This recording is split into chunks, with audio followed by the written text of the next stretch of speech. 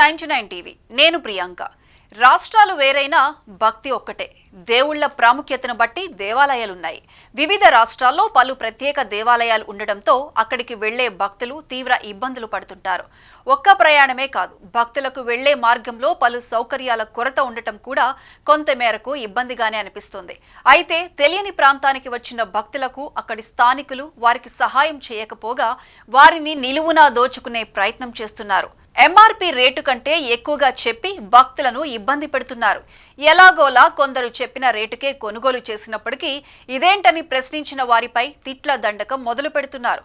వారిపై దౌర్జన్యానికి దిగుతున్నారు. పళనిలో తెలుగు భక్తుడిపై దాడికి పాల్పడ్డారు. కనీసం మాలధారణలో ఉన్నాడని కూడా ఆలోచించకుండా చేయి చేసుకున్నారు. దీంతో అక్కడ ఉద్రిక్త వాతావరణం నెలకొంది. అయ్యప్పల ధర్నా ఉద్రిక్తత శబరిమల యాత్రలో భాగంగా తమిళనాడులోని పళని సుబ్రహ్మణ్య స్వామి దర్శనానికి వెళ్లిన ఓ తెలుగు భక్తుడిపై దాడి ఉద్రిక్తతకు దారితీసింది. బాధ్యులపై చర్యలు తీసుకోవాలంటూ అయ్యప్ప స్వాములు అక్కడే ధర్నాకు దిగారు. పళని సుబ్రహ్మణ్య స్వామి దర్శనానికి వెళ్లిన ఓ తెలుగు భక్తుడిపై దాడి ఆందోళనకు గురిచేసింది. వెంటనే బాధ్యులపై చర్యలు తీసుకోవాలంటూ అయ్యప్ప స్వాములు ధర్నాకు దిగారు. ఆంధ్రప్రదేశ్కు చెందిన అయ్యప్ప స్వాముల బృందం శబరిమల దర్శనానికి వెళుతున్న క్రమంలో ఈ ఘటన చోటు చేసుకుంది.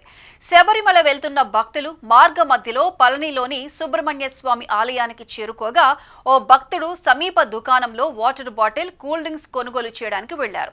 బాటిల్ పై ఎంఆర్పీ 30 రూపాయలు ఉండగా దుకాణదారుడు 40 రూపాయలు డిమాండ్ చేశాడు. అదేంటని ప్రశ్నించిన భక్తుడిని పళనిలోని వ్యాపారి తమిళంలో తిట్టడం మొదలుపెట్టాడు. గాజు సీసాతో అయ్యప్ప భక్తుడిపై దాడి కూడా చేశాడు. దీంతో బాధితుడి తలకు తీవ్ర రక్తగాయమైంది. అయినా ఆగకుండా భక్తుడి మెడలో ఉన్న దండలు తెంచేశాడు. సమాచారం తెలుసుకున్న తెలుగు రాష్ట్రాల అయ్యప్ప భక్తులు ఒక్కొక్కరుగా ఘటనా స్థలంకు చేరుకుని దుకాణదారుణ్ణి నిలదీశారు. అయితే అక్కడ స్థానికులు దుకాణదారుడికి మద్దతుగా నిలవడంతో పరిస్థితి ఉద్రిక్తకు దారితీసింది. స్థానికులు అయ్యప్పలతో వాగ్వాదానికి దిగారు.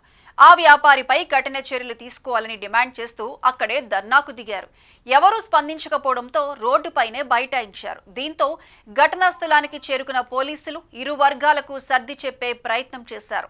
అయినా తెలుగు భక్తులు వెనక్కి తగ్గకపోవడంతో చెదరగొట్టేందుకు ప్రయత్నించారు. అయితే క్రమంగా అయ్యప్పల సంఖ్య పెరిగిపోతుండటంతో ఎలాగోలా నచ్చజెప్పి అక్కడి నుంచి పంపించారు. తమిళనాడు వెళ్లిన భక్తులను నిలువునా దోచుకున్నదే కాకుండా వారికి కనీస మర్యాద ఇవ్వడం లేదని ఆవేదన వ్యక్తం చేశారు. తప్పును ఇదేంటని ప్రశ్నించినందుకు దాడికి పాల్పడతారా అని ఆగ్రహం వ్యక్తం చేశారు. అయ్యప్ప భక్తుడిపై వ్యాపారి దాడి చేయడంపై తెలుగు ప్రజలే కాకుండా అయ్యప్ప భక్తులు తీవ్రంగా మండిపడుతున్నారు. ఇతర రాష్ట్రానికి వెళ్లిన భక్తులకు ఆ రాష్ట్ర ప్రజలు కనీసం మర్యాద ఇస్తే బాగుంటుందని నెట్టింట పలువురు విమర్శలు చేస్తున్నారు.